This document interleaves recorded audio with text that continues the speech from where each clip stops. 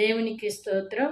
అరుణోదయపు దేవుని వాగ్దానము నేటి దినాన దేవుని యొక్క వాగ్దానం యెషయా గ్రంథము 43వ అధ్యాయము 4వ వచనము. నీవు నా దృష్టికి ప్రియుడివైనందున గనుడువైతివి. హల్లెలూయా. దేవుని కను దృష్టి కట మనం ప్రియులమైతే, దేవుని దృష్టికి మనం ఆయనకు సంతోషపరిచేవారిగా ఉంటే ఘనత అనేది దేవుడు మనకి ఇస్తాడు.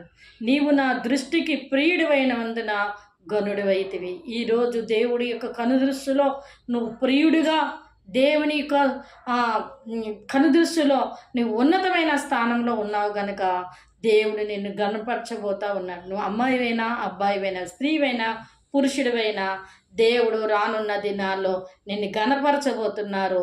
నువ్వు వేకువన లేచినప్పుడు ఈ వాగ్దానాన్ని పట్టుకొని ప్రార్థన చేసి నీ జీవితాన్ని ప్రారంభించు.